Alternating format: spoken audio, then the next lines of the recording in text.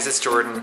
Sorry you haven't actually seen me a lot recently. It's just been kind of crazy. It's that time of year, but I'm back trying to get back into the swing of things, so we're all good. Thanks to all of you out there, all the new subscribers that we have, everyone for your likes and your comments. It's just great. Well, it's that time to do another one of our Facebook videos, and for those of you who have not seen them before, this is where I go onto Disneyland's Facebook page and I find some 1-star reviews that guests left, and I offer some suggestions so that you at home do not make the same mistakes that they did. I get that these people are genuinely upset, and that's fine. I'm just trying to help you avoid the same unpleasant situations that they did. Okay, so the first one says that although our boys said they had fun, it could have been so much more. Shoulder-to-shoulder crowds, got in 6 or 7 rides at most. Food was marked up so bad we felt we had to share a bottle of water and a hot dog between 5 of us. Buying the fast pass was a great idea at first, and it just didn't work, so $50 for nothing and got 1 picture in. When they say they have 6 or 7 rides in, again, I just don't understand how that works. You have to be really trying hard not to have that happen. You can see one of our videos I did earlier where we have like all the stuff that we did in Disneyland in one day, so you can kind of see some good tricks that help you get in tons more rides than 6 or 7 in a single day. Food can be kind of pricey. If you really just do not have the budget to afford Disneyland park food, you can bring food into the parks yourself. They don't care, and then that saves you a ton of money. I'm gonna come back to the Fast Pass thing in a second because there's another one of these that says something similar. For this one, they're referring specifically to their experience at Downtown Disney. For those of you who don't know, when you park specifically at the Downtown Disney parking lot, it's a very limited parking. You can only park for about 4 hours, 2 to 4 hours, and then you have to go out and either move your car or leave. Anyway, so they say nowhere on the parking ticket does it say that you cannot combine validations, so you're limited to 1 movie, 1 meal, or 1 extremely short shopping trip. But let's keep in mind all the parking delays, walking, and the extensive security checks. Even an incredibly short trip to the World of Disney store is impossible. I am so over Disney and their inflated ego. I've never parked at Downtown Disney before, but I know that parking at Disney is pretty bad.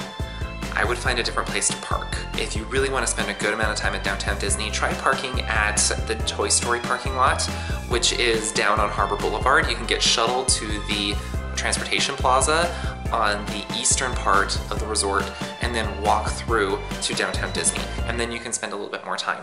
Now keep in mind that this one is referring specifically to the holiday season at Disneyland.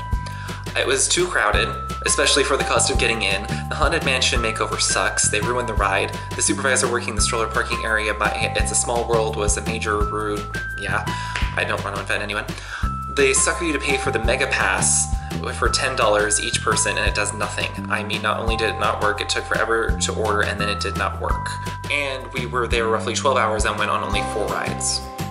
Again, with the ride thing, watch that video to get an idea how you can, I don't know how you can get only 4 rides in. Your opinion on the Haunted Mansion holiday can be whatever. If you don't like it as well as the original, please remember that this is a temporary layover. It doesn't actually last that long. It will go back to the original in January. I don't know about your experience with cast members.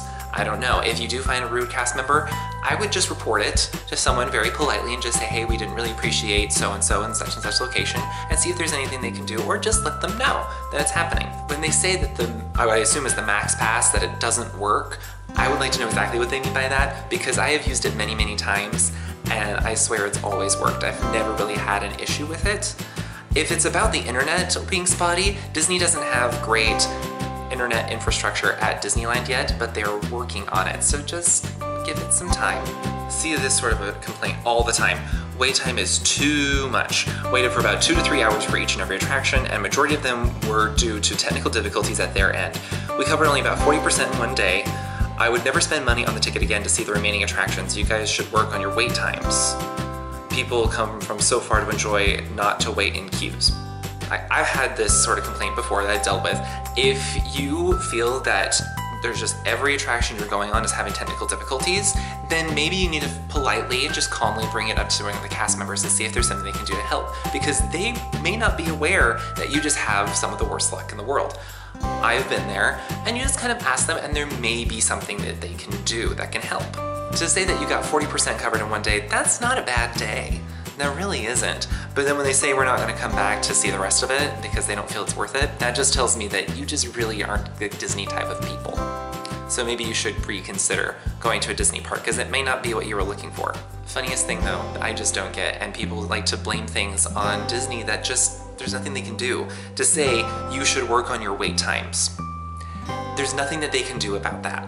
That's actually one reason why they increased the price, is to try and deter people from coming into the parks and keep the lines somewhat shorter. So that's just something that you have to deal with, but there are ways around it, which is kind of what our website and all these videos are trying to do, is to help you figure out how to get around that and still get a lot done during your day. I do love to end these videos with stories that you guys have shared. This story actually comes from Emily Sullivan, and she said that I stayed at the Paradise Pier Hotel for my 21st birthday, and the cast members at the front desk were the nicest people. Not only were we able to get an early check-in, but they upgraded our room to a parkside view since it was my birthday.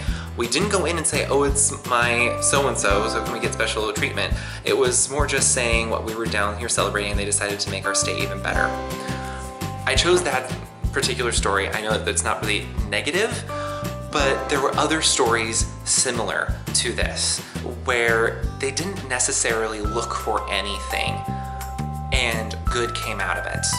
That they weren't demanding, that they weren't just expecting and felt that they were supposed to have this sort of stuff happen. They just were there trying to have a good experience, maybe pointed something out, and good things happened. And other just random great things like what happened to Emily happen all the time, but we tend to take those for granted. But hopefully some of these things can help you guys out with your trips so you don't make the same mistakes that they did. If you have any more questions about these sort of tips specifically, leave them in the comments below. Also share your stories as well of anything positive that you had at a trip, anything that was going to be negative that turned into a positive. I love reading through those in the comments, so please leave those. Also make sure that you follow us on our other social media platforms, particularly Facebook, Instagram, for more updates on things that are going on at Disneyland and more tips and tricks. Make sure you like and subscribe so you get more videos just like this one, and share it with others so that they don't make the same mistakes as these people did when they go to the parks, because we want everyone to be happy. All right, that's it for this week. Thank you guys again so much for everything that you do, and we'll see you next week.